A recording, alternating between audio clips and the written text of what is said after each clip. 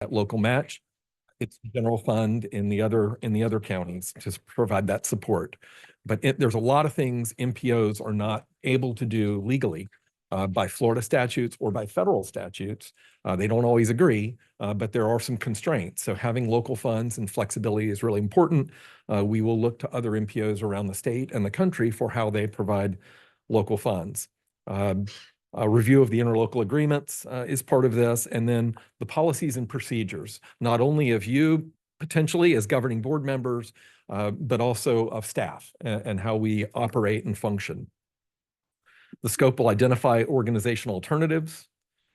It will identify a preferred organizational structure after evaluating those alternatives, and we'll be looking at things like cost. We'll be looking at consistency of staff, continuity of staff as much as possible. We want to find the right roles for everybody who's employed today, if possible. Policies and procedures will be considered as well. And then the scope just goes on to outline some of the issues. Can we call up that org chart? I'm able to show it on the screen in the rooms, but they are included in your packet, the organizational chart. Okay. All right. So in your packet is a crazy little organizational chart that I put together. Hold it up for the audience. Sorry. But what it's really intended to show is how this next phase would proceed.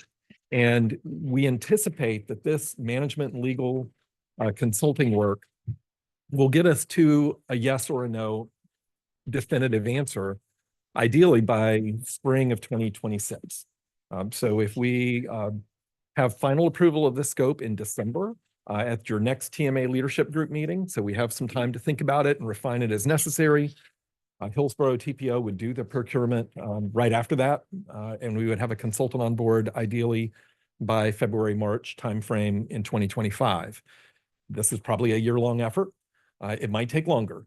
So we're not putting any constraints on that, but that's the goal. And as you can see in the org chart, if you look in your packet, there is a source of funding from the Florida Department of Transportation to undertake this. So we're not using any of our existing resources, any local funds.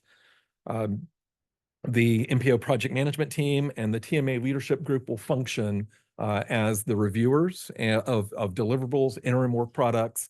And at any time, we can say, let's take a pause and let's check out how this is sounding and landing with our partners, whether it be county commissions or city councils, city commissions, or chambers of commerce. Once we get to a point where we're comfortable, we will seek the advice and approvals of the Board of County Commissioners in every city over 50,000 population. We just feel like that's a good threshold. It's already enshrined in federal law that if you're 50,000 or above, you have an MPO in your area, in your urbanized area. And then we do anticipate some project advisors. These are just placeholders for now, but these are entities that are tangential or somewhat related to this issue. And we tried to identify a broad spectrum of potential entities that would have a stake in regional transportation decision-making. We've also anticipated that we would have some citizen appointees from each of the citizen advisory committees to serve as a sounding board as well. Ultimately, we will need to take this scope of services outcome, the recommendations from it, to each of the individual MPO governing boards.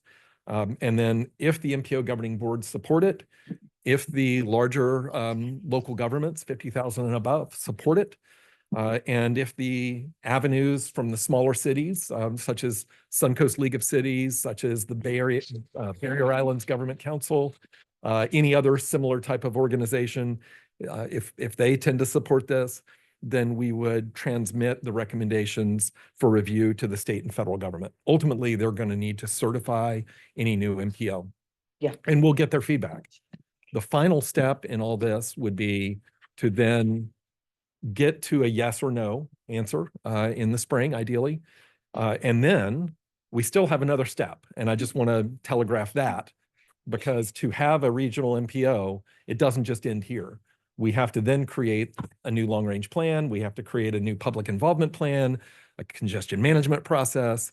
I'm probably forgetting a few things, a unified planning work program, all the things that you need for the federal government and the state of Florida to say, yes, you are now able to receive federal funds. We think that'll take another year.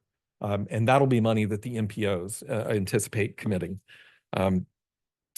So ideally, if everything goes incredibly smoothly, I could see this MPO being established by sometime after July 1st of 2020. That's probably the earliest it could be feasibly done. So that's the draft scope. Again, we're not needing an answer today. We're just seeking your feedback and questions. Council members, do we? Okay. Thank you. And thank you for this information. Looks like we're moving in the right direction. Excellent. My question is about the org chart that we have here and on the, under the project advisors. You've got some fantastic entities listed here. And at the bottom, it says other stakeholders. Could you give us some examples, even if it's generic, of what other stakeholders might be? I'm standing here and I'm like, I'm not sure. It's open for suggestions. I'd be, for instance, we have a tri-county bicycle pedestrian advisory committee. Maybe they would weigh in. That's potentially one. Chambers of Commerce. The St. Pete Chamber in particular has been very interested in this process. I'm sure the Tampa Bay Chamber. Visit Tampa Bay. Visit St. Pete Clearwater. I'm not sure the name of the Pasco. It used to be Visit Pasco, but now it's Florida Sports Coast. Okay, Florida Sports Coast, right. So those entities are all regionally minded. So I think any entity that has sort of a regional perspective or even an anti-regional perspective, but if they play in the region, I think that would be helpful. I tried to list just a few examples here, but I'm open to suggestions. All right, thank you. I'll give that some thought. Commissioner Long, we're on this, we're looking at this chart. And it's in that packet there. And just to let you know, Commissioner Waitman is online. And Commissioner Waitman, you should have this in your email packet if staff didn't print it out for you. This is the org chart we're looking at. No, Chair. Yes. So on the project advisors, what do you expect those advisors to do? I think just provide feedback as alternatives are looked at, and do they see themselves in this organization? Are we overlapping or infringing on somebody else's turf? Are we charting a path that fills a void? That kind of feedback. Okay. When I look at the advice approvals for the Board of County Commissioners for cities over 50,000, Pasco County doesn't have any cities over 50,000. Which will lead me back to talk about the general structure that was looked at in May that we had consensus on, but frankly, I was on a family vacation, so couldn't make it. But when I look at the structure of the 25, with 23 being divided between the three counties, I'm not comfortable with that number. I don't think the 2 for the port and the airport should be coming off the top. I think it should be just, if it's Hillsborough wants that, then Hillsborough allocates that from their share. That's fair. Well, okay, right now, if I understand it, well, what will you do? What the tentative breakout is? I'll explain it. Johnny's going to cover this in the next section a little bit. Okay. Well, we can dive into that then. Yeah, I mean, Like that? 23, Yeah, I mean, I think Commissioner Mariano got it right. It's 23 elected officials divided by the 3 counties based on population is the consensus that we've received so far. So I think it's 8 for Pinellas, 4 for Pasco, And and 11, 11 for Hillsborough, and then the 2 regional guys. who would be staff. Right. Well, This is we'll Commissioner dive into Kemp. that And- if that's in the And next. if anybody, and I just put this out here as a framework, we're not opposed to making a presentation to Zephyr Hills or to Newport Richey or Dunedin. I mean, if they're under 50,000, we wouldn't say no to coming to speak with them and getting their input. I just looked at this as kind of a logical starting point. Every city over 50,000 in my county wants a seat on the board, so that's part of the rationale is at least helping them see what we're doing. This is Commissioner Kemp. Yes. Thank you. I Thank don't you know how for to your put my hand presentation, up on the Mr. Flynn. I don't screen know here. if this is best answered by you or by Dr. Wong, but the timetable in identifying and securing the contract for the independent consultant seems fairly aggressive, knowing how slowly at least Hillsborough works. But Can we realistically make this, if we identify, this scope is approved by everybody, like end of year or first of the year, can we realistically get somebody identified and in place and like by spring? Cause I know how long it takes to do things. Mayor, thanks for that question. Yeah, we did coordinate the schedule, bearing in mind the workflow and responsibilities of each staff, Pinellas, Pasco, and Hillsborough. We do believe that it's an aggressive timeline, but at least in Hillsborough, we have one dedicated staff person focusing on the regional issues, and they would be leading this procurement and leading the evaluation process. Again, we're very mindful that it is accelerated and aggressive, but we do think that we can meet the deadlines as specified in the scope. So Johnny, what would that look like? Because this is a Hillsborough function on behalf of the three counties, would the Hillsborough MPO approve this and then it go to the BOCC for approval? How would that work? We would have to, for Hillsborough TPO, we would have to do a UPWP amendment and a TIP amendment because it's federal dollars. They'd have to be reflected in both documents. Once that's complete, then we would be able to begin with the procurement, do the selection, and then kick off target date of late spring, early summer 2025.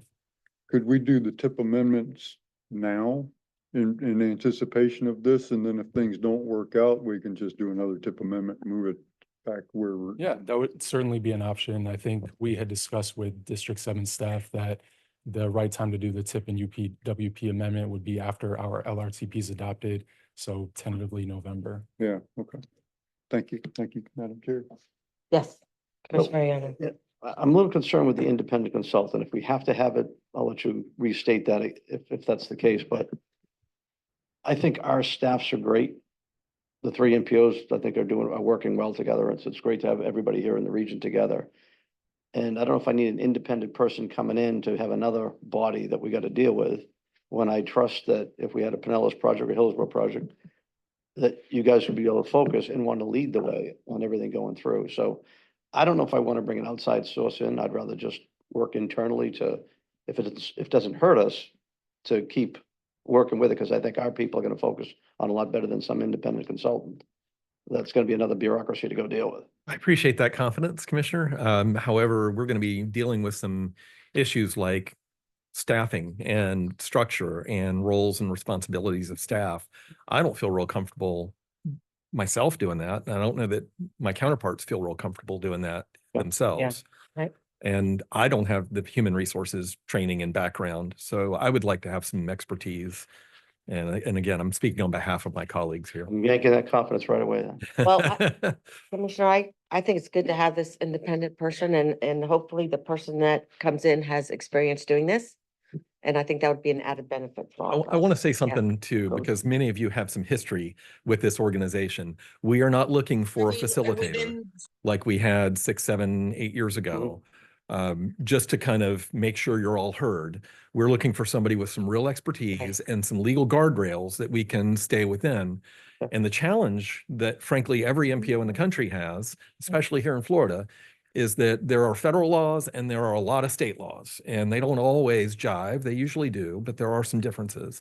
And we need to navigate that pretty carefully. So we want to make sure we're creating the best organization and the best structure we possibly can, and take advantage of as much opportunity as we can to create an organization that's going to be effective and efficient and frankly, a strong organization. And I feel like that legal guidance is going to be really helpful. So it may not be the same consultant. You may have a management expert that deals with HR and salary comparisons and things like that. And then you may have a legal consultant that comes in at key points. Madam Chair.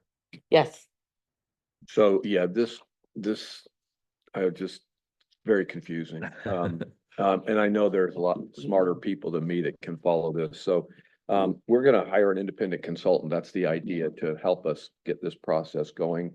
You see that consultant being with us from the beginning to the end, or do you see them being with us for this heavy lifting year ahead? I primarily for the heavy lifting year ahead. I think the amount of money we have will cover that.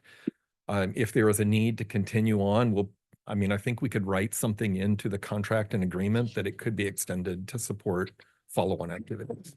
Up in that left-hand corner of this page, it says phase one, $500,000 for 2024. I'm assuming that's the heavy lifting year. Yes, sir. Okay, so 2025 and 2026, that next phase is to be determined that what that scope would be and what the cost would be and where the money would come from. That's right. And my anticipation is that if all goes well with this phase one focus, then the next phase would shift to more of a planning activity to create those documents I described, which we're capable of doing in-house.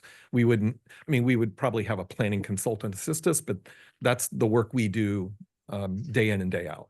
I know when we were talking throughout our budgeting process, there was some discussion that you needed some funds available for this effort that we're doing. Is that what you're talking about? That's right. As we start into the second phase, is that where that funding? That's partly it. That would be a portion of it. But then let's say there is a commitment to move forward with an MPO that might be an independent MPO and not hosted by a county or a planning commission or a planning council. Then you are going to need to look at rent and office space and IT and HR, all those things. Now that's a model that's an alternative. That's not a decision anybody's made. And there will be some significant startup costs for that. It'll be probably cheaper to start something up in a hosted arrangement. But the question is, if we've got 3 MPOs, 3 counties, who hosts it and how does that look? Well, I'm definitely a linear engineer, so I love that timeline. It kind of shows what we're talking about because it shows expectations. provide and that, sure. that would be helpful. Absolutely. Thank you. Appreciate it, Madam Yeah, Chair. I think that's a good comment. Hmm? Ms. Long, anything?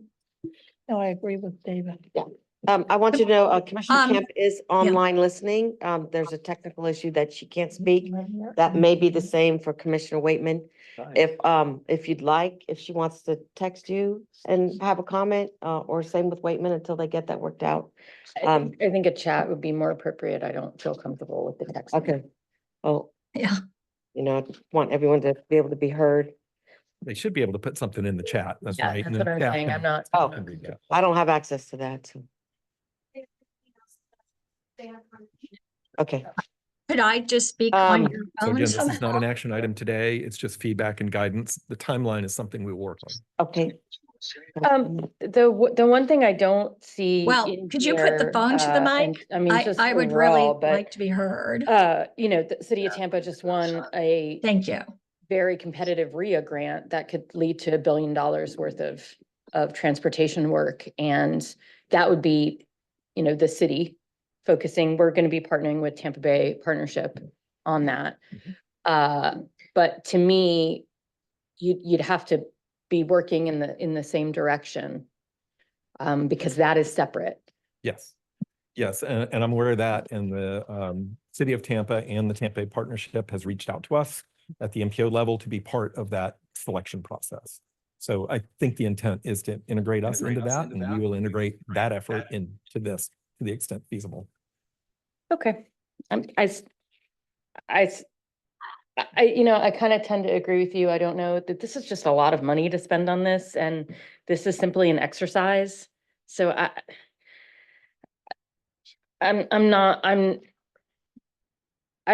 think this is a lot of money to spend on something that might not happen. And I just think it's a lot of money and a lot of time. So I'm just concerned about that. So I tend to agree with you that keeping it in-house might be easier and cheaper in the long run until we actually know what's going on.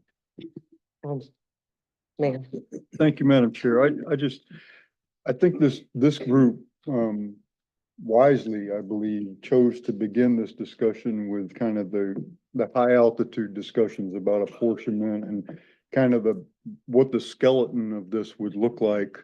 Because if you remember back the first meeting or two we were going to start with things like, where would we house this and who would the director be and what, and this group, correctly, I believe, said, well, hold on, let's not even get to that until we figure out what the composition of the board might look like. And because If we don't get that figured out, it doesn't matter. We're never gonna get a building anyway, so it doesn't matter.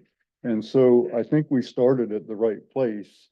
And I agree with, I can't remember who commented. I think this body has done a tremendous job of working well together. The three counties, I think, have covered a lot of ground very collaboratively. I think, you know, we haven't had the whole, oh, you're not doing this. We're, you know, I mean, we've really come together. But I think as this shakes down the funnel and we start getting to more of those detailed conversations about how would an executive director be selected? Is this an independent thing or is this under, you know, who controls this? Where would it be housed? Who's going to pay for it? When we get into those details, I think we're going to need somebody. And I'm not normally a big fan of hiring a consultant either. I like to do things cost effectively and in-house. But I think all three of our counties need to remember what we're asking of our staff and to task them to do this in-house. If we didn't want to hire somebody outside, I think we would need to go back to our respective counties and give them some bodies to do this, because this is not really their primary reason for existing. Their primary reason for existing is to make transportation projects happen. And I don't know about the other two counties, but our whole TPO staff from Hillsborough is just about all of them are here. So there is nobody to do this unless they're going to stop doing LRTP and TIP and studies and all the things that we tasked them with. So I'm not generally a hire an outside consultant kind of person, but we've been given this very huge, complex, hairy thing to figure out. And I think it's unfair of us to expect our staff to do that. I don't think they're equipped for that. And so, not that they're not capable, I just don't think they have enough bandwidth. And so anyway, I'm normally not the person that advocates for a consultant, but given the task that we've been charged with, I think that's the only viable way to go. Councilwoman. Thank you. I agree. Thank you for those comments. I think we have an opportunity here to not only have someone who has expertise in a project like this, but also has the neutrality that's going to be required as the details are formed. And having that one central figure to work out these details and get the input that's needed is going to, I think it's better and healthier for everyone. It also allows the folks in our individual MPOs to continue doing what they've been hired to do, and that they're things that they're experts at. We all have very busy counties, so much growth, so many projects. I want them focused on that, not this. And so I think it will be money well spent for all of these reasons to go ahead and go with the independent route. Thank you. Yes, I too am in favor of the independent route for all the reasons that have been spoken here. And I think maybe my whole MPO staff is here. Yeah, so, and I know as one of the fastest growing counties in the state, if not the country, we're really busy. Sure, I've got Commissioner Kemp on the line. She has to be recognized so that she can speak, if that's all right. I'm going to try to hold my phone to the mic. Let's hope we don't get a lot of feedback. Commissioner, you're recognized. Can you hear me online right now? You're on my phone and I have my phone up to the mic. Okay, I was trying, I don't know. It says I need a permission online to speak, and I'm not sure. I've had my hand up for a while, so the graphic was up before. Just a couple things is we keep saying that this is somehow going to bring us more resources. I'll just point out again, I've never believed that was true. It's never, I don't see any evidence of that. And then all we keep talking about is spending resources and, you know, the kind of complications that this will bring in terms of if we needed to be independent and find a place that would host us and pay those kinds of expenses. But if we could put that graphic up again that we had up earlier, because that's when I originally wanted to speak, and I don't see it on my screen. Thank you. I don't think we can do that. There it is. Yeah. So the graphic I was concerned about on several levels. So one, I know in Pasco, they said no cities over 50,000. In Hillsborough, there's only one city over 50,000, and that's Tampa. That's not Plant City or Temple Terrace. So, how many cities over 50,000 does Pinellas have? Three or four. Four. We have, let's see, Pinellas Park is about 50, Largo, Clearwater, St. Petersburg. That's it. Okay, so this is clearly something that gives an overweighted value to Pinellas. And I just find that disturbing. And I know I also don't agree with the over 50,000. And I really think that there should be some consideration about this, because that would be then 4 Pinellas cities, one Hillsborough, where the largest population is, and 0 in Pasco. And, to me, that's an issue. And I look again over at project advisors, and I even heard the kinds of other groups that were listed you said. And even when you made your list extemporaneously to add other stakeholders, you were only mentioning Pinellas-based ones. And I see things like here, the Suncoast League of Cities, which I don't know if that also encompasses the League of Cities that covers Hillsborough County. I'm not familiar, so I don't know. The Suncoast Sierra Club, I know for a fact we have a huge Sierra Club presence here involved in the kinds of issues that the TPO handles. We also have our groups like the Sunshine Citizens and the groups that have been very engaged in transportation issues in Hillsborough, but it's as if they've disappeared now from even acknowledgement here or acknowledgement verbally. And again, I feel really concerned that we are being unrepresented, 1.5 million and growing people, unrepresented, and just even conceptually, the way that this has gone. And this is kind of more evidence of that not being, of just disappearing the voices in Hillsborough County when they make up such a great population of it. So I'm just going to express those concerns. Wait, this was under you. Do you want to answer that? Under your number 4? We've almost got to number 5, but we haven't yet. Yeah, there's no slight intended on my part. Yeah. So Yeah, of course. yeah, I think all those are great suggestions. I'm happy to modify the graphic. This is How- just however we kind of have- a template, Yeah. not necessarily. And I didn't look to see how many Suncoast or how many Sierra Club organizations we have. I'm familiar with the Suncoast Sierra Club. The Suncoast League of Cities does represent cities in all 3 counties. So we'd open that up and expand that as desired.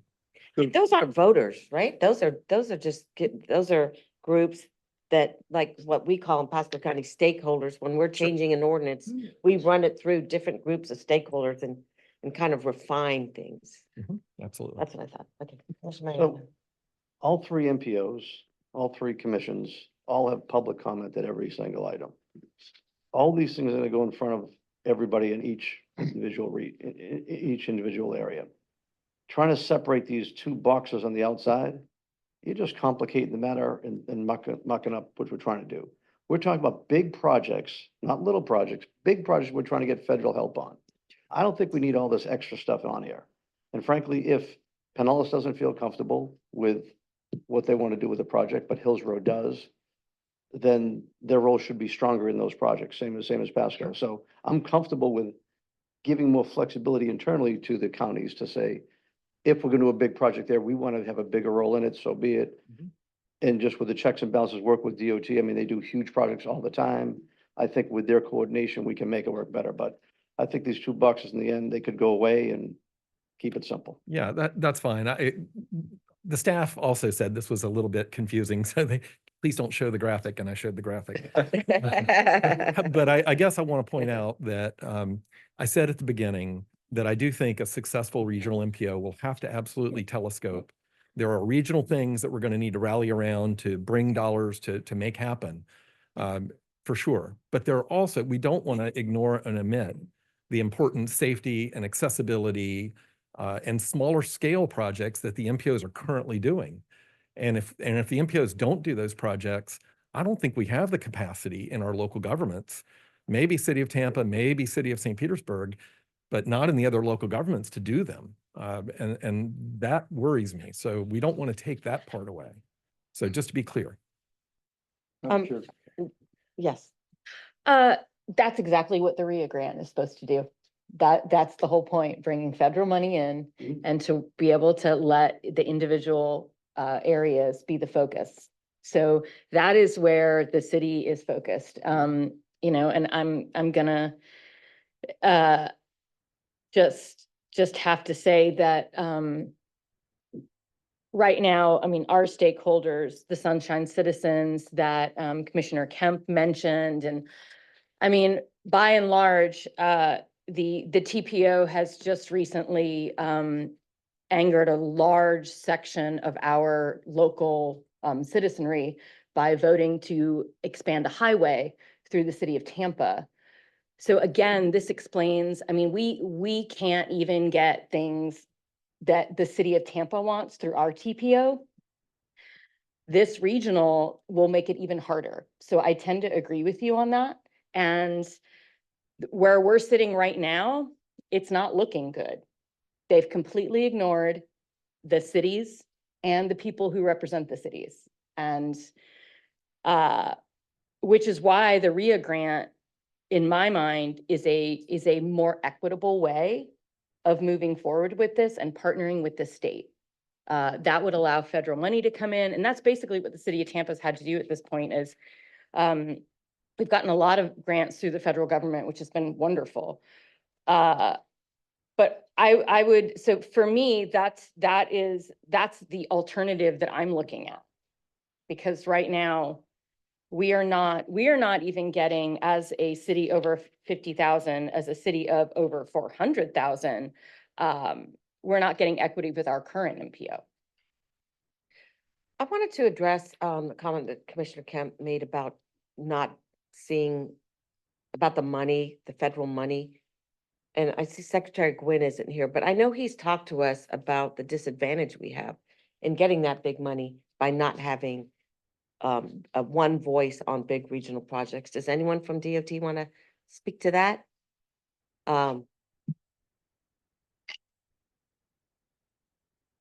Justin Hall, FDOT District 7. And what he's referring to is, if you go look at the scoring criteria for some of the grants, they look at the size of your regional participation. That's what he's referring to mostly. So for some of the, it's not formula funding, it's discretionary funding, that they do look into that. They look into see how large of an area do you represent? What is the coalition behind the project? So they do look for that. Now, I will tell you, I mean, you know, and this is something I think he said before too, there's other ways to get there. You know, this region's done that in the past, either with federal government funding or even state funding that's discretionary by joining together to support a project. The West Shore Interchange is a prime example of that. So, I mean, this isn't the only way to get there, but it's just, that is one way to show, you know, that regional, support behind a project, but it's not the only way. Well, I for one don't want to go backwards. I want to keep moving forward. And Commissioner Long. Thank you, Madam Chair. I just wanted to reflect on how many times you and I, for example, have been in Washington, I was gonna DC. say. And to me, you know, it's all about the time and energy you spend to develop relationships with the decision makers, which we have done a lot of, I think you can agree. And without that, you're really kind of stuck. So I would encourage you to, like we've done in the past, keep on building those relationships, because that's how you have the opportunity to really get things we wouldn't normally be able to get. And I can only point to our success with the Sunrunner monies that we got from the feds to help us put that in place. So without those relationships, you're just not going to be successful. Commissioner Eggers, and then we're going to move on to number 5. You know, I've been taught in life to kind of pause, read and react, you know, like I'm listening to comments today that I heard a year ago and 2 years ago. And if that negative approach is prevalent in each of your commissions, and specifically to the city of Tampa, then I think they need to make a statement. Because city of Tampa, being at the table with their population and being at the table with their ability to veto what we're trying to do is important. So if you represent the commission, then I think you need to get a letter from the city of Tampa telling us that we're not ever going to approve this, because there's a lot of effort that's been going on in this for a long time. And we are really at the precipice of trying to get to a point where we can make a real decision. And again, you know, I think we started the whole conversation again, looking back to the last meeting when it said Hillsborough County with 11 positions, Pinellas County with 8. We've had just very light conversation about how we're going to do our 8. How you guys are going to do your 11 is important, because you're right. City of Tampa, it's important that they have their fair representation on the board. And so how, you know, Hillsborough County, along with the city of Tampa, along with the other cities, handle that is going to ultimately be their call. But, you know, when I hear that this is just an exercise, to use your words, that concerns me, because if you're reflecting the council, then we need to make sure that that's what's happening. We're going to be having a regional meeting between Pasco, Yes. Hillsborough, and I've been, you know, we tried to do this for 7 or 8 years, and our previous, you know, county administrator was not real excited about it. But the current one and the current leaders, the current county administrators, have all been on board, excited to bring us together to have these discussions. So next week, we're going to talk about Tampa Bay Water. Thankfully, the courage of those people 20 years ago overcame a lot of the noise and created this incredible regional model. But now we're at another point of talking about regional transportation. There's also regional economic development. And that means that Pasco County, the smallest of the 3 counties, is still critically important to the success of this region. And the little cities of our county and the little cities all around are critically important. And we're going to be working really hard to figure out how to bring them to the table as well. But again, to reiterate, if we are not on board with this, if the city of Tampa is not on board with this, then I think we need to flush that out, because I want to spend this money. I think it's important that we move forward. I think it's important that we have a regional conversation, because contrary to what people might remember, that little regional project over there, the State Road 60 and I-275, we were challenged by the state of Florida. Come up with one project that you think is the most important for your region. And Pinellas County proudly. And Pasco. Well, I know, but I'm saying we proudly said that the project outside of our county was the most important to the region. So, I mean, it's not like we were just holding on and coming up with some idea about something in our county. And I think that's the attitude that we have. City of Tampa is huge. We're so proud to have that community, that city in our region. But it's not alone. We have other areas. City of St. Petersburg is proud and a big, huge impact in our county. There are little cities in North County that are a little jealous of St. Petersburg and South County because they do things so well. So we're just there again. We individually will be doing great things, but I think together, I think this is a way to do it. And again, I think it's important before we go down a path too far. And I thought we've been having these conversations, but and I don't want to keep hearing from Commissioner Kemp or from you unless you guys are representing those council members, because at least bring their thoughts to the table as well. And if you are by your statements, then I think we might as well stop now, because City of Tampa has a critical role in this. And I think that there are enough visionary people that this has a lot of value. This project that we're doing has a lot of value, and I think they're out there. We just need to hear from them. Commissioner Eggers, when we're at our regional tri-county meetings, or when I'm talking with elected officials from the other counties, I only hear positive things about this merger. And when I talk to business leaders and people in the community, I only hear positive things. So I agree with you that, maybe we need something more definitive from the city, from the whole. Well, Body. many economic development people around the country, and especially ones over at USF, have always said for years that what is it, the commercial real estate for women, every year they come and they talk about the greatness of this region will only be inhibited by the borders and politicians that keep things from happening, keep things from making us a great region. Now, all the work that we do within our communities. But there's some things, we talked about it, water, we've talked about economic development, we're talking about transportation. Transit is another one. I don't include that in transportation. Those are all things that we need to be having discussions regionally about. At the end of the day, we probably will take care of things a lot on our own.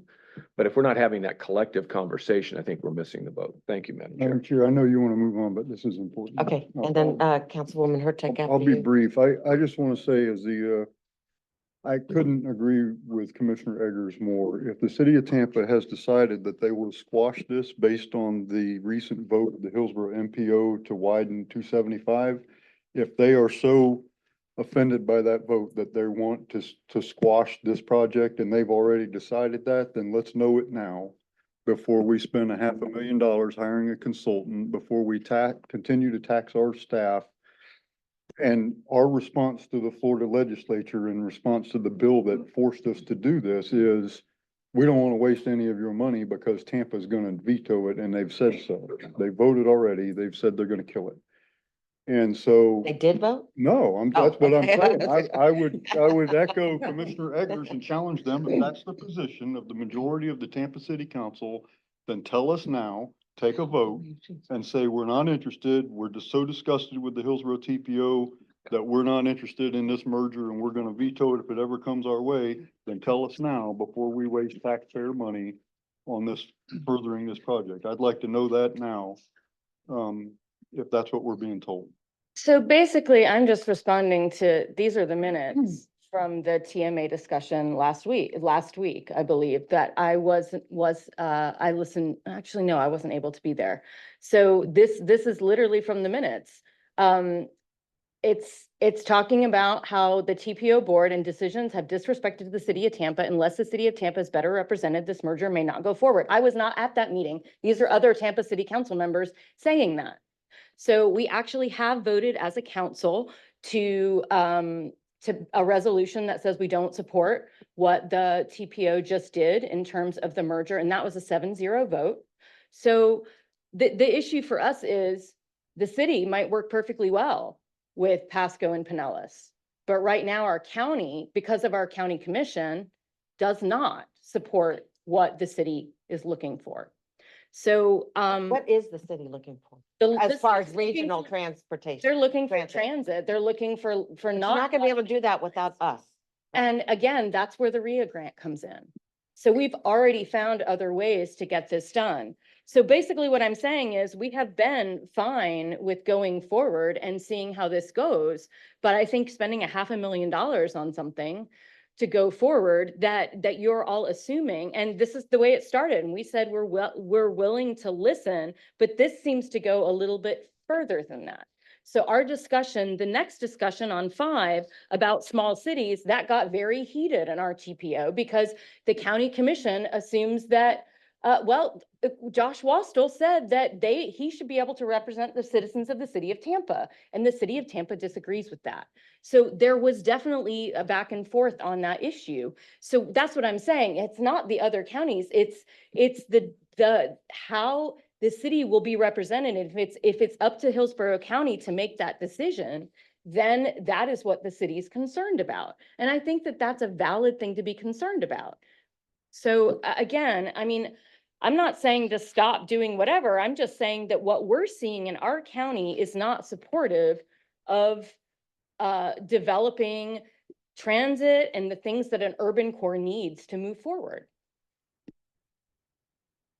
Commissioner Mariano. Yeah, I mean, $500,000 on, we're talking billions of dollars coming in is such a drop in the bucket. And if DOT is gonna fund it and they think it's worthwhile, I don't think it's an issue whatsoever. Well, okay, I think we have unanimity. Am I saying that right? Except for one, maybe two. that we move forward with that 500,000. Is that something that we need to vote on? So Okay, today, again, I appreciate the comments. I appreciate the perspectives. Staff will get together. We'll think about how we can better frame this a little bit to address some of those concerns. But we would bring this back at your December meeting. And we're not committing anything until at that point. Can I ask one question? Yes, When Commissioner Ackers. we've been having our discussion, we reapportioned our own MPO. We went from, was it 13 to 19? That's right. And when we defined the positions on that, it was done by population. I think that's what we have to do, right? Right. I mean, so City of St. Petersburg has a fairly large representation on that because they're a large city. Right. I'm assuming that you guys do that in Hillsborough County as well, that you all have, the city of Tampa is got no more or less than they should by population. I don't know that. That's kind of a question more than anything. The answer to that is the cities are, yes, but our difference is we have 5 unelected positions on the board, and that's what tips the scales. Oh, I got you. Okay. That's a lot. Five And that's on something- your TPO. that are Yes. unelected. Appointed by whom? Just when they decided to apportion, they chose 5 folks. Off the top. Yeah. And then the rest. is Like by the airport, population. The port, Thea, the planning commission, and Hart. Park's not on it anymore. It's on, they just don't have a representative at the moment. But so there are 5 that are unelected. And so you all have a different model where all of yours are elected. And that is what tips the scales in Hillsborough County. And there's definitely a kerfluffle right now within the citizenry of trying to change that to be all electeds. And so that is a big So the 4 or 5 that are there, they're unelected. 5, yeah, The 5 that are unelected. correct. Don't necessarily, I mean, I guess from time to time, they have different political interests. No, they pretty much vote as a block. Okay. Yeah. But not for city or for county. Pretty much just- against city, Okay. yeah, by and large. Okay, we're gonna move on to number 5. That's great. Hold on, in the back corner. Yes, We have a couple of public comments, if you don't mind me reading them. okay, just read them. Thanks. Otherwise, we'll be here all day.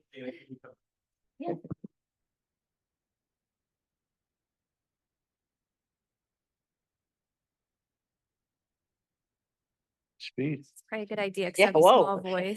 Look down, look up, but she's there. Okay, so Andrew Morris of Madeira Beach has a few comments. Federal transit grants for fixed guideway transit projects require local match and require the local governments to fund the operating costs. FDOT requires a local match for transit grants and only will help with the operating costs for the first 3 years. The lack of local matching funds and local funds for operating costs would still need to be solved. St. Petersburg paid a large part of the local match for the Sunrunner. St. Petersburg is also paying some of the operating costs for the Sunrunner to provide more service later at night. I think a regional MPO has the potential to advocate better for a regional fixed guideway transit project, but there would also need to be a focus on finding additional local funding for transit capital costs and operating costs.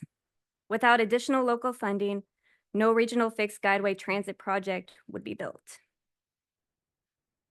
We know that, but thank you. Thank you. Thank you, Andrew, Okay. for your comment. Didn't you say there were 2? It was coming, but it's not here yet, so Okay. I will keep you updated. All Thank right. you. Thank you. All right, but we appreciate public listening. Number 5.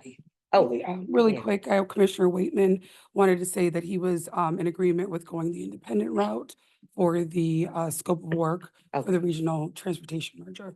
Okay, That's the message. thank you very much. Give me a moment to get situated. Good morning, TMA members, Johnny Wong, Hillsborough TPO Staff Director.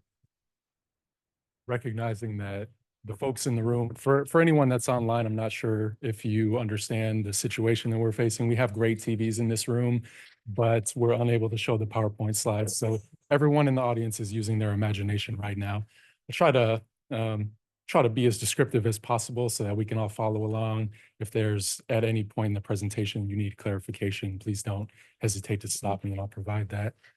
This morning, I'm hoping to lead you all through a discussion about how best to accommodate the smaller cities across the Tampa Bay region if a merged MPO is to move forward.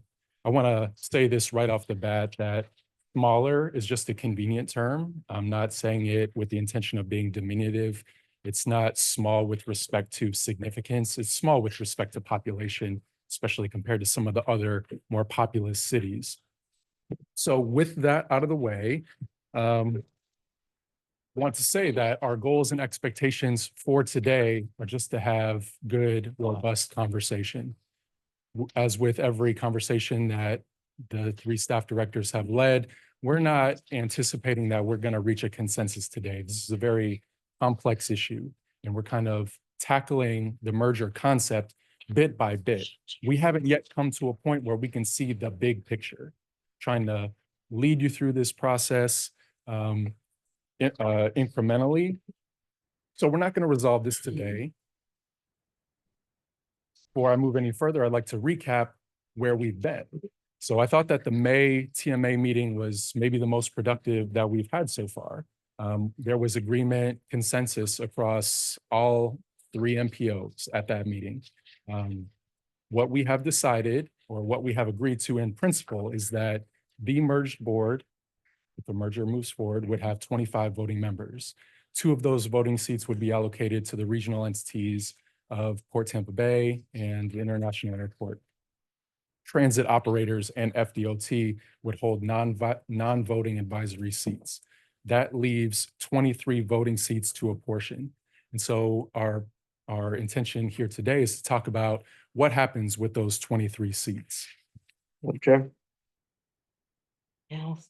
I mean, I'm going to stop you just because this is like a proven assumption from one meeting back in May when I wasn't there, other board members weren't there. I think it was just 2 from Pasco. Well, yeah, but I'm okay with that. Well, you may be, but the other Yeah. board members may not be. And I just don't, I mean, the way it breaks down is really 13 is going to go in Hillsborough, 8 in Pinellas, and 4 in Pasco, counting those seats combined together. And I don't think it's going to fly with my board. I think it's, however Pinellas wants to put their cities in the mix, out of their numbers, let them go figure it out. However Hillsborough wants to set up, based upon what they've got as well, let them go figure it out. I'll give them complete, I'm comfortable with complete flexibility for everybody, but I don't think it's the right structure for us to go forward. Thank you for that. And I have a differing view. I look at the Port of Tampa and the Tampa International as regional assets, and I trust that they think regionally. That's where I am, but we'll take it back to our board. Diversity of perspectives is more than welcome, and your opinions may change as we move through this process. All the votes and all of the principles that have been agreed to as of today are just that. They don't commit any of your MPOs or the city of Tampa to approving this when the time comes to vote on it. These are items that we believe we've achieved some consensus on, but that may change. Commissioner. Yeah, and I think now we're going to get a feel for what FDOT goes through all the time. By the time they identify projects and the time they get them in the ground, a lot of times different elected officials come along and have different thought processes. So we're going to be going through that as well for sure. And but the numbers, again, if you're disagreeing with the 2 off the top, that's the conversation we had. And those, again, and maybe there's something that we, the councilwoman said something about, well, they always vote in a block. And in this case, I don't know how they would vote in a block. Would they block just, that was why the one question that I had asked before was their revenues for each of those groups. I was particularly interested in where they came from.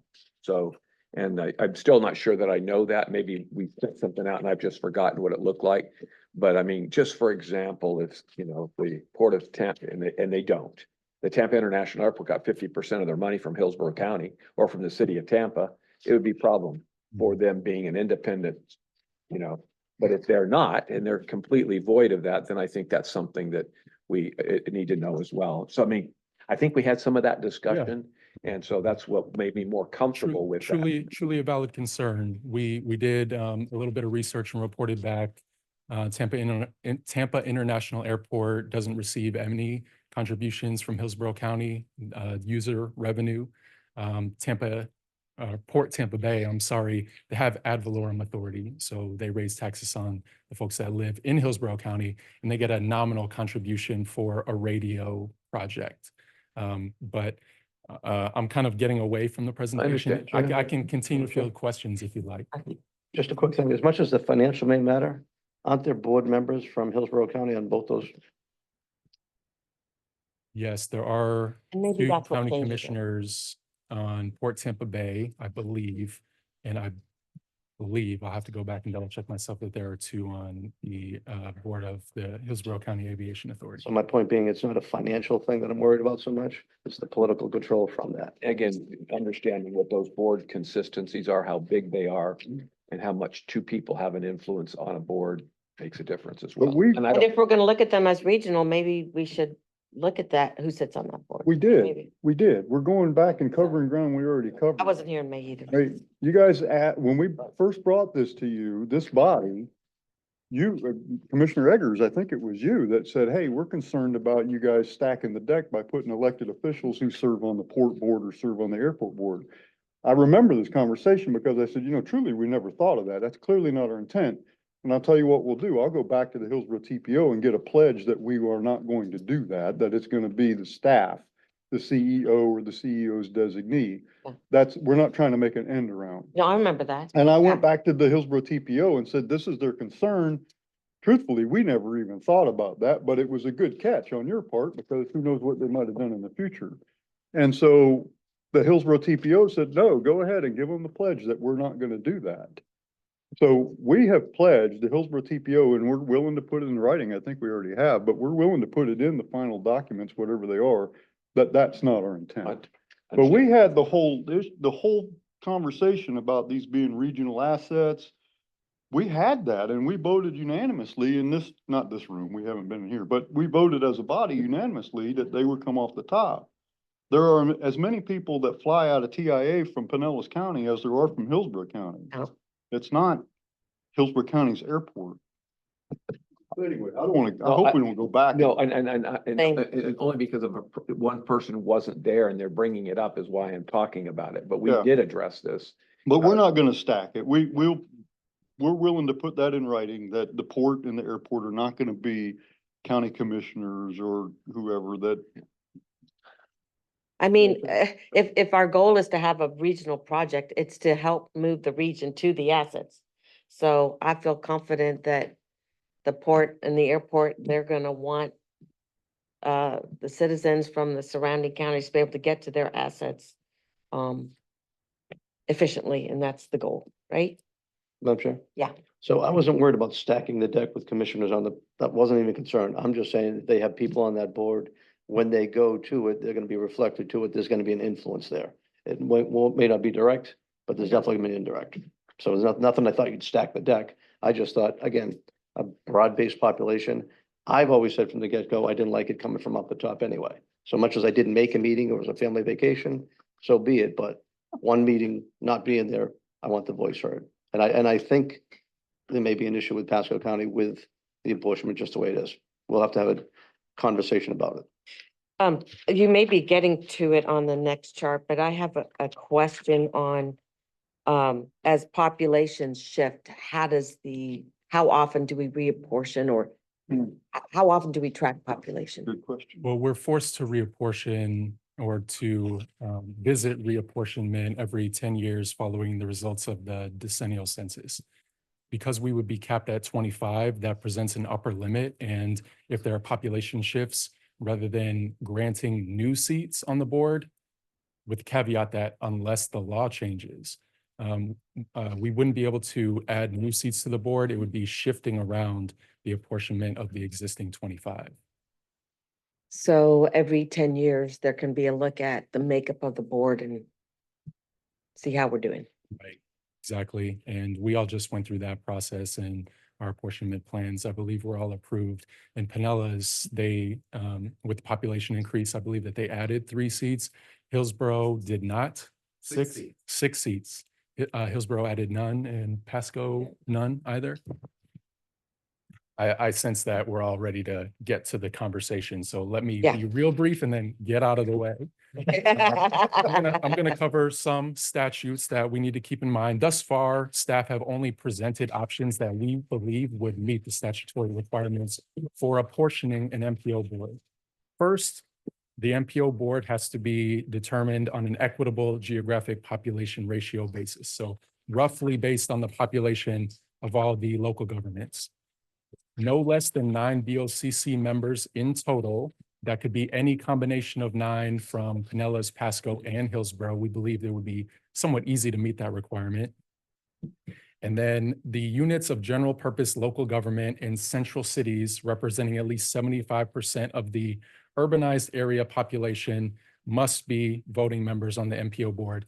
That's kind of a long term, but what that means is unincorporated Hillsborough County, unincorporated Pinellas, unincorporated Pasco, and city of Tampa would have to have voting representation. All other local governments are discretionary. Well, we're Now- pretty much only unincorporated. Taking that idea of equitable population and how it would be implemented is that with the 23 seats that are left over, 11 would go to Hillsborough County because Hillsborough has 49% of the population. Pasco would receive 4 and Pinellas would receive 8. Staff brainstormed and each of the 3 staff directors presented these options to their respective boards. After I wrap up, maybe before we get to conversation, it might be helpful for us to recap those conversations for you all so that we understand what's going on in each of the 3 counties. But the options that we brainstormed and presented are, number 1, reserving 3 voting seats for cities with populations either above or below a certain threshold. Our conversation at Hillsborough TPO was about who this benefits. Well, we have City of Tampa, the city with the largest population that is guaranteed voting representation on this board. Taking them out of the equation, our cities' populations are kind of in the middle.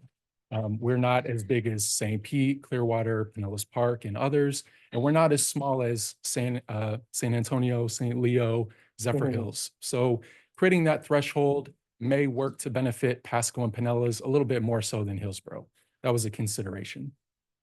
The second option is, should the merged board reserve 3 voting seats, 1 to represent the smaller cities in Hillsborough, Pasco, and Pinellas respectively.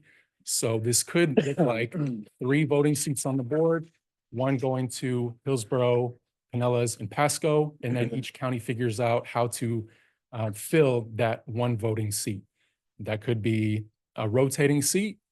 Hillsborough County or Hillsborough TPO, we recognize that logistically, that's going to be a bigger challenge for Pinellas, figuring out how to rotate that 1 seat among their 24 cities. In Hillsborough, the general consensus of our conversation is that we could figure that out.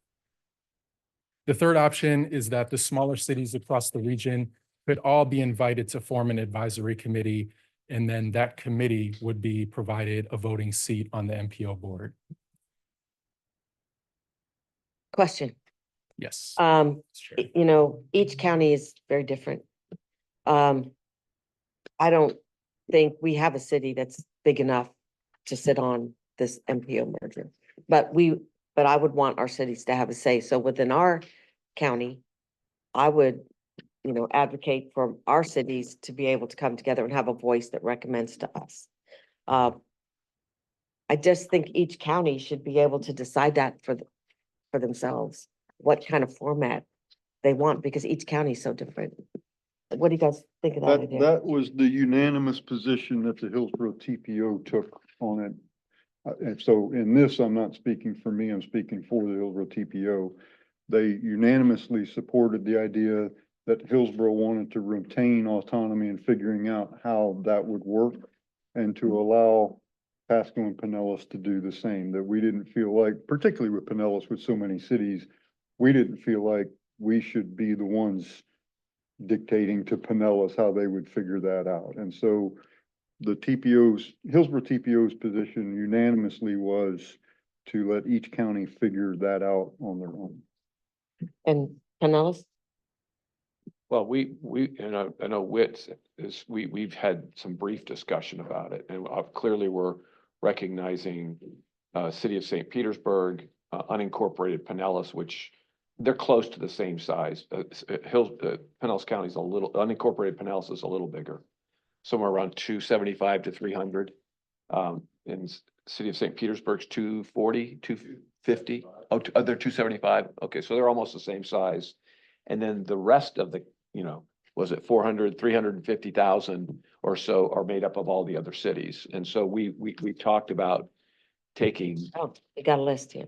splitting all that up, and making sure that they're the city of St. Petersburg, the county are represented fairly, as well as having a representation north, mid, south, north, south. We hadn't decided yet how we were going to do that, but anyway, Yeah, we have not gotten into that conversation in great detail. I did preview this with my board at our prior meeting, and I shared with them the input I got from the Suncoast League of Cities. I went to their planning retreat a couple of Saturdays ago. Really good discussion, and they gave me a lot of time, which was very nice. And they appreciated that we came to them before we made any decisions. The Suncoast League does have membership from all 3 counties. This particular meeting, I think everybody there was from Pinellas County. So let me just share with you, if I can, 3 or 4 bullet points. So they had consensus that cities in our region are diverse and have different needs. Their collective input needs a formal mechanism as part of the regional MPO. So some sort of formal mechanism for their collective input. The regional MPO must address multimodal transportation, not just regional highways. So even our smaller beach communities and the cities of like Gulfport, they were saying the same thing. Housing affordability and economic development are important issues that the regional MPO must consider as it advances transportation. They want a formal seat at the table, but they were not specific about what that might mean. Some of them asked, can we not use an existing mechanism like the Suncoast League of Cities or the Barrier Islands Council of Government? I don't know that the beach communities in and of themselves would be a formal advisor, but they could be somebody that we consult with. And then here was, I think, the crux of their input. Any policies, methods, and engagement to ensure a voice of all cities, especially smaller ones, will be important to include in the organizational mission, principles, goals, and objectives and structure of the organization. So they were just like, the policies need to reflect that we're treated fairly. And then there was unanimous in their opinion that county commissioners elected to a countywide seat should not be able to represent cities on the MPO. So even our smaller cities concur with the city of Tampa perspective on that. And Jennifer Webb is here. She was at the meeting. Jennifer, if there's anything you want to add, I don't know if you want to recognize Jennifer. Sure, we'll recognize Jennifer. I'm going to have a question about this population chart. So I want to just thank y'all for coming early to talk to cities. The Suncoast League of Cities represents all of our cities across the 3 counties. Those that are particularly engaged are the smaller cities. And so we appreciated the opportunity to weigh in here. And I think Whit did a very good job of representing the conversations. But if you have any questions, I'm happy to answer that since I was present. Nope, no All right, questions. perfect. Thank you all. All right, okay, question on the population. Could you add in the population of the unincorporated counties onto this? I mean, and I'd like to write it in here. So if we, well, by the census, if we have to go by the census, where's Tania? What do we have? 580,000 by the census? I know we're at 640,000 or something, but by the census, we are under 5. Tania, what do we have? 30,000. No, by the we have to go by the census of 2020. Oh, but that is 540,000 from the last census. So that's 540,000 unincorporated Pasco County. Hillsborough County, what's your unincorporated number? 1.1-ish. It's closer to 1.1. If you give me a moment, I'll double check. I know I have those figures in my email. Hillsborough is about 1.1. Oh, yeah. And Pinellas County unincorporated, you said 200 and No, it's close to it. Yeah, go ahead. About 286,000 is what I remember. from the 2020? Mhm. Not today, right? From the 286. Yeah, about 286. So Hillsborough County is the largest municipality or government sitting here by population. And then Pasco, then City of Tampa, then Pinellas County, and then St. Petersburg, if you look at it Yeah. in an interesting way. Yeah, Jack. When I look at if the seats were 25 and were divided out by the population, by the census, Pasco would get 4 3/4 seats. By the actual population, which we're gonna go back, which we're losing out on, the number would be even higher. It's gonna be hard, I think, for you to win the argument if we're going back to the board to say we should be accepting 4 seats. I mean, we're. Well, it'd be until 2030, and then there'd be a shift. I'm just saying, even right now, by strict population, we should be at 4 3/4. You can't, how do you have a 3/4 person? He runs it to 5. Oh, round up. Well, there is a thought, and if we want to sit here and do the math, that maybe instead of both of those, maybe the port comes off and it's counted to Hillsborough and the airport stays regional, and then one more can go to Pasco. I don't know. And Do we have to get into that today? Okay, good. but actually, you bring up a good point, because if you go pure population based on those numbers, Hillsborough would then get 12. We would get the 5. Yeah. We'll be there at 2030 anyway. I mean, Does it help if I could just introduce how the Metro Plan Orlando does it, which is a 3-county MPO, just for Sure. context? We've probably talked about this before.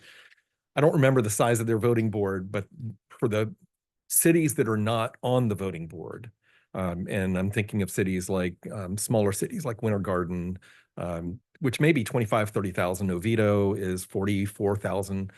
Those have a committee of elected officials that meet, and they are a formal advisory body to the Metro Plan MPO. And then they elect somebody, I believe annually, to represent them and vote on the regional MPO board.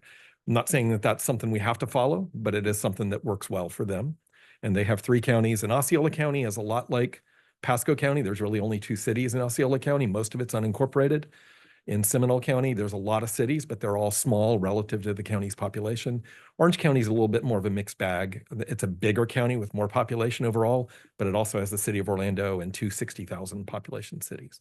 Yeah, and then that becomes a little bit problematic in terms of, Pinellas County having so many of those Exactly. cities that are over Right. yeah. 25,000, we have 5 or 6, 7 or 8 of those, so that would dominate that group, and we don't want that to be the case either. But I do think these are important topics that we just Yeah. put over here to the right and say, Right. Issues that, the councilwoman had brought up from her perspective, and the ones that we're talking about now, just to keep track of these. And because at some point it's, as they say, fish or cut bait, but we want to make sure we're going back to each of those. But, I think to your point, the city of St. Petersburg or city of Tampa has already decided. That's what I think we need to know that.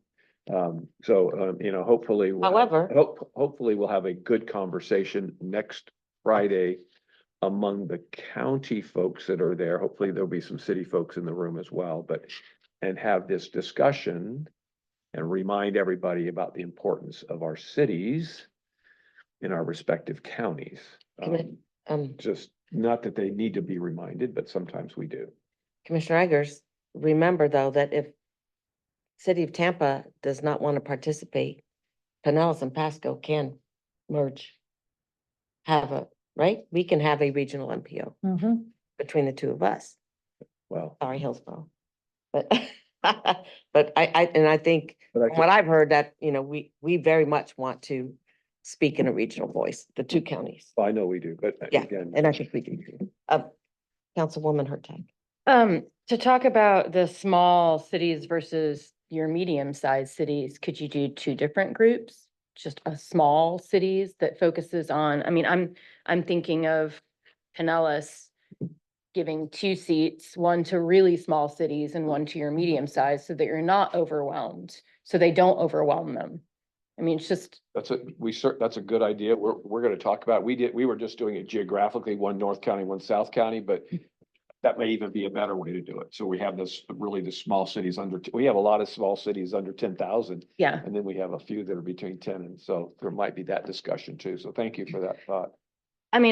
Technically it could be done I mean, I don't know how we could do it, but I mean, Hillsborough County has a lot of unincorporated cities. We've got Brandon and Riverview. I mean, they're not technically cities, and I would assume Pasco. Yeah, Wesley Chapel. Yeah, so I mean, there could even be a space for that. A small, I mean, I don't quite know. Well, they're how not you do that, organized to but- speak with a voice. There's no one. Yeah, with a well, I voice. guess that's true, but you know. We have The those, chambers kind of we have those take too. some of that space. We have those unincorporated Yeah. cities that, you know, every once East in a while, Lake. every once in a while they say, we want to be a city, and then they look into it and they go, never mind, we'll stay in unincorporated county. Okay, so are we done with number 5? Did we need to? We did not need to take an action today. This was more to have a conversation. As we discussed today, we're gonna revise the scope of services. This could definitely be a task that a facilitator or staff could continue to lead one way or another. And we can bring this back next time. I think now that we have begun the conversation about small cities, we might look at figuring out how that interfaces with the BOCC members. And if anyone has any other suggested topics they'd like for us to bring back in December, we can field those. No, sure. Commissioner Mariano, then the mayor, and then Commissioner Eggers. I was gonna say, as far as how the cities, how the counties want to handle the cities, I want to give them all the flexibility Yeah, to same. give them every That's single what I would've said. cause that they want to change down the road. If something's not working, they have complete flexibility to change it. I want to lock them in to anything, just give them all the flexibility in the world. I would like Hillsborough to actually think about what we just did with as far as the numbers, though, as far as that 12th seat instead of, it would be 13. Okay, I'm not mayor? sure, I'm not sure. I Well- understand. Right now, there's 11 seats in Hillsborough. There's 2 in the authorities. The way the population breaks down, you would actually get 12. Pasco would move to 5. If we took the port off as a, Order I mean, the airport, port whatever you could want to be do it. one of your 12 apportioned instead of taking it off the top. And the airport. But would leave the remain. airport as a region. You could set those up however you want to, but I don't care. Speak for the Hillsborough board on that, but the math, I mean, is if we got an extra seat to accommodate the port and the airport remain. Yeah. Off the top, I think I could probably sell that to the Hillsborough board. I mean, That would be the 12. Yeah, I mean, It's up to you to put him on as a voter. but I The do, math doesn't work. yeah, it didn't seem, The math doesn't work. If you take one of the 2 off the top, then you still only have 1. So you'd have to take both of them back and then give 1 to Hillsborough, 1 to Pasco, and then we would have to take the 2 out of Hillsborough. Oh, I see what you're saying. Yeah. Yeah, Yes, that's how the math, It's one, it's, right now, there's 12 and 2. yeah, 12 and 5. Now it'd go to 13, and then we would go to 5. Yeah. From 4. So we would have to take Oh, them out of 11, 5. Hillsborough. One position difference. It'd be 11-5-4 if you want to leave the airport as a regional. That's, Yeah, Right? it would be 11, 5, 5 and 8. yeah, 5 and 8. Yeah, 11, 5. And I wouldn't care how you set it up. Discussion for you guys. well, that leads right into what I wanted to say anyway. And so I guess, Johnny, this is for you and Whit, I guess at this point, but we're kind of round robin right back to where we were at the first meeting that we had. And so I think, as we've always thought, I still am committed to this. I think we need to, as a TMA leadership group, get on board with the apportionment plan Yes. first. And now that doesn't mean that our home bodies, our 3 TPOs and our county commissions and all that we can't pledge that they're ultimately going to vote in favor of it. Tampa, that remains to be seen. There's a lot of details ahead. But I think as the negotiating team here, we need to get on board with whatever this apportionment is and stick to it. And if we're not happy with it, then let's go back and visit it soon. Because if we can't decide on apportionment and we keep going back to, well, we're not happy, we don't need to hire a consultant and start talking about where we would house this and all. We need to get the apportionment to a point where everybody here can say, okay, I can get on board with that, or say, no, Hillsborough or Pinellas or whoever, cannot live with this. And let's, if we're gonna get a stalemate, let's get it now before we spend taxpayer money and all that. Yeah, Tania, I'm sorry, I can't remember. Did our MPO vote on this yet?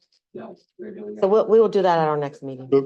But we need to, I thought we had captured that, and I feel even here that it's slipping away and we're getting a little squishy on what. Not far, I think we can get our votes done and make that. We have Commitment. cities, but we did vote on the port and the airport. We Correct. did. We did say that they could come off. Okay, so, okay, well, let's not go backwards, Jack. Let's, in 2030, we can, Yeah, and I will only don't, I be don't disagree, Mayor. I think that's a good point. I think that we have taken a position as a board, at least the last meeting. Now, until this thing is signed off, it's gonna be an iterative process. We're gonna be revisiting, we're gonna flush it back through the city of Tampa, and they're gonna have an issue. I don't know if it's a old fashioned negotiation, that happens. And because if the bulk of the people want this moving forward, then we gotta bring everybody along. So if city of Tampa has an issue, that's real. I mean, and I'm not trying to be critical of it. I mean, I want it on the table so that we can address it. If, and you did say something about your apportionment and your own MPO right now, that's of concern. I understand that. But I think we need to, like I said, just set these issues aside that are critical. I think to your point, we did do that at the last meeting. That doesn't mean we can't change, but I'm not seeing a real appetite to move that number right now. But if we have that, then we can change it. But I think at the last meeting, we took that kind of 11.84, was it 11.842? I got the right numbers here, 11.84, 11.84, and two off the top. And again, Commissioner Mariano raised the issue about his board accepting that. So that may be another iterative process where we take the two off the top and put them on that advisory non-voting board and then give 12. And I'm not saying that we're doing that. I'm saying through this iterative process, we may have to do something to address it. So I mean, I'm good with where we are right now, so we can at least move forward with discussions with the different groups. And I can talk next week at the TMA, or excuse me, at our regional, that, this is kind of where we're at in a very preliminary state of this whole process, but, I would just like to say that hopefully by the next meeting, I think it would be helpful, especially for Tampa, to know what the other counties' allocations would be. I think knowing that would matter. well, right now it's 11.8. No, I'm saying like within, like what does that look like? well, for us, it's most likely the commissioners, because. But it might not be. You all have talked about possibly having a small cities person represent, yeah, and so Pinellas, but I mean, Pasco might you. choose to do that as well. And so you have 3 commissioners and then 1 person who represents all your smaller cities. I mean, you may choose to go that route. But again, I think that for the position, just for our knowledge kind of going forward, how many cities, what are we looking at as cities versus counties? What other kinds of board members? Just think that's would be very illustrative. It would help decision making for the city, knowing how many more cities. But we haven't voted on that yet. No, but We're that's- already talking about city of Yeah. St. Petersburg having, I think it was 3, 2, and then cities having. Yeah. Having, and then the county having, I think 2, 2, or 3, 2, and then the rest would be cities. Yeah. For us, but I mean, we haven't decided that yet, but we are leaning towards, on our board of, what do we have, 8? We're gonna have 3 county and 5 cities. But That's the thought process. yes, but what I mean is by December's meeting, if we could just have again, as you said, this is very Yep. mobile, but having a little more fleshed out thought process of what that would look like for each MPO might be useful. And we can do our vote at October 9th. Councilwoman, would it help if I work to get an item brought to the city council so that I can recap what progress has been made thus far and solicit a list of questions that they might want answers to before they. You offline, because I have a giant list that I've been working on, so we'll talk about that. Oh, giant list. That makes me nervous. That's just who I am. I jot notes while I'm just kidding. Commissioner Mariano. So as I say, this information, a little more clarity about what population is based upon right now to where we are.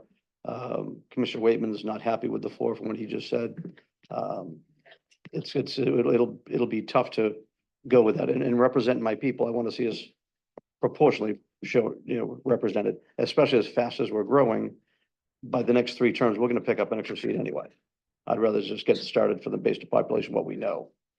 Commissioner. And it justifies it now anyway. Yeah, I'm having the same issue working through these very complex math problems with my own board. And so we've thus far opted to err on the side of not overwhelming you with data. If it's the TMA's appetite, we could host a workshop either in December or maybe out into the future and kind of walk you through the various scenarios.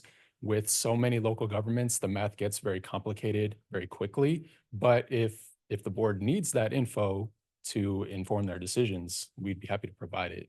Yes, Madam Chair. So again, my thoughts are they should be strictly population based.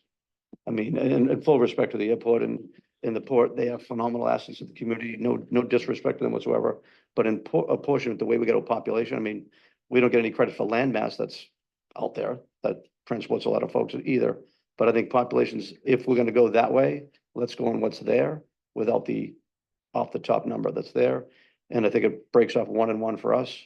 I'm good with that. And as far as back to the city talk, whatever the counties want to do with their cities, let them make the call. Because you look at it, a lot of times we have a city person with us as well, even though they're small. We can bring them in too. And I want to have that flexibility. If we decide, let's say we got 5 members and one of the cities wants to show and is going to show, then we may want to have that flexibility. So let them go as well. I just want to have all the counties have the complete flexibility, whatever they want to set up with the cities. Good morning, board. I just wanted to say on behalf of Pasco Cities, the correspondence I received is that they are looking forward to have a mechanism to speak to the regional board. So they just wanted to note that for the record in the discussion. Of course, they would love to have a rotating seat. That would be the ultimate, but they are more than open to having a committee and then being able to sit on that committee and then having a way to have that committee then come back to the board. Or maybe they have an agenda item where that's where the small cities go and then they speak to whatever they're trying to express to the regional board. So they're happy with whatever can be provided. Great, and we'll have this discussion again internally. Yeah. I mean, we can't have our internal discussions here. That's got to happen back in your own counties about what that looks like. Okay, so we have some work to do back in Pasco, obviously, and maybe you guys have some. Okay, public comment. How are we gonna handle that? No? Okay, so then we're on to the draft, unless anyone has anything else. Okay, we're on to the draft calendar. And it's in your packets. I think the next one would be February. That would be our next one? We don't meet when's our next meeting? Yeah, when's our next meeting in 2024? December 6th. December 6th, okay. And I think I am out for that meeting. So Commissioner Eggers, are you? I'm on the board of NACO and I think we have a board meeting then. So for 2025, you see our schedule. So this is the 2025 schedule for the SCTPA, the TMA, and the NPO staff directors. Every year we do this per our bylaws. We have 4 meetings for the TMA in 2025, beginning in February through May, September, and December. For the SCTPA, it's twice a year. We have it on the same day as the TMA in May on the 16th. And then we also have it again in December 12th, the same day as the TMA. And then we have our staff directors meeting throughout the year, with the exception of July. So we're asking the board to review and approve the SCTPA, TMA, and TMA schedule for 2025, Any unless comments? there's objections. Okay, go ahead, Commissioner. Well, I'm again. looking through my calendar. I guess, when I came in here this morning, it was in a little different place. I mean, we've had, what I consider some constructive conversation. And that iterative process, I think is just going to continue to go on, because the issue that, Pasco, or at least a couple of the commissioners on Pasco have raised about having four, we may have to end up revisiting it. But what I'm just looking at the calendar, thinking about that spring, I'm thinking April, May. May's really past spring kickoff for this consultant. I think we're gonna have to have at least 2 meetings. So just for expectation purposes, I can't see that necessarily. I mean, unless the December meeting is just like it just opens our eyes and we're all on the same page. But I think we're gonna need those 2 meetings before we say, okay, consultant, we're gonna do that. And send city of Tampa to. Would you prefer March and April, just because January we're coming off the holidays, or would that be better to have March and April TMA meetings? I think it's too early to tell until we get the consultant identified and onboarded, because we could set meetings and not have the consultant yet. Yeah, Madam Chair, well, we haven't. Yeah, I'm sorry. No, You still have the floor. go ahead. Go ahead, Councilman. Is this something that we have to decide today? Could we leave things in place for May, or maybe move it to April? But then having the flexibility to add a meeting or change a meeting, depending on how things move forward with the consultant?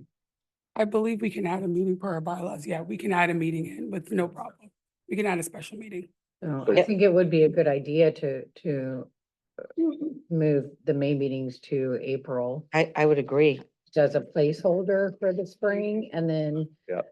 if it needs to be March, because we don't want us to hold up the process through a meeting schedule, then if it can be moved to March, then so be it. But if that's something that we can do today, I would. Yeah.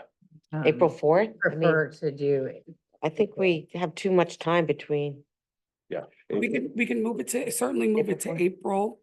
And then if we need another meeting, then we could make a special meeting. Okay, Would that suffice? that's good. What date? I'm throwing out April 4th, but April, Yes. sorry, I'm going to the calendar right now. If you could simply maybe send out one of those polls to see what. doodle or whatever. Yeah, doodle poll, because we still don't have most of our set schedules, because I have, believe it or not, quite a few committee meetings on Fridays, so I don't know those dates yet. Yeah, mine are just starting to populate. We just voted on some last Tuesday, so. Yeah, 4th or 11th might be a target. I think the 18th is, So it's usually the is third, Easter- Good Friday, Easter's on Friday. So, it's usually the third, But that's Good Friday. Friday. but that's good. I mean, Friday. I Oh, I can see, still okay. make it. If you're going to church and you're, okay. We will send out a poll, and then we will bring this back to the December. that's 6th. awesome. Okay, So we're okay. gonna talk about, All right, so you'll send out something, send out- but we will not vote on this schedule today. no. Okay. All right, then we go to the old business and new business. So the next meeting is Friday, December 6th at the Tampa Bay Regional Planning Council. Does anyone have any new business to bring before us? Okay, then I think we are adjourned. Thank you, everybody. And please take a look at your Safe Streets Summit flyer. Did I see that's gonna be at the port? I don't, Tina, do you want to speak on that? Does someone want to talk about that at the Gulf Coast Safe Streets Summit? Yeah, Chair, I'm very happy to. Okay. All credit to Port staff. They made Port Terminal 2 available to us. Hillsborough is hosting this year, and we would love to see you all there. Beginning early in the morning, we're going to be offering mobile workshops around the port. There's a lot of great restaurants to have late breakfast, brunch, early lunch. We're gonna have Gil Penalosa, who's a very well-respected, Wow. renowned safety speaker. He's kind of, South America, he's from Colombia. I believe so. I saw him speak at a ULI conference. He's amazing. He's great, very engaging. Wow. Very lucky to snag him, and we got a He was deep the mayor of discount. Colombia. We got a deep discount because he has done work with Bogota. the Hillsborough MPO previously and loved the area and wants to come back. We're also going to have a panel discussion of some elected officials and dignitaries from across the entire 8-county region to have a meaningful safety conversation about what we're not doing great, what we are doing great, what we could do better. And again, we just love to see you all there. Okay, and I have heard him speak. It was 10, 12 years ago down in Naples. He's amazing. So I will make a point to be there. And I just wanted, Absolutely. to put a plug in for World Car Free Day tomorrow. I'm sorry, Sunday. And the city of Tampa is doing quite a few things for it. If you go to World Car Free Day, you can find out, basically there are going to be activities along the whole Cass Street cycle track. I'm leading the first Kidical Mass Ride for children along that cycle track on at 10 o'clock. So that'll be a lot of fun. Starts at the Museum of Art. And there's just going to be activities from 9 to 2. It'll be a great family event or a non-family event. I saw people from all over last year. So come be a part of World Car Free Day. Well, I will be on my boat that day, so I won't be in my car. I'll be scalloping. You're celebrating in your own way. No car. Okay, anything else? Okay, we're adjourned. Thanks, everybody.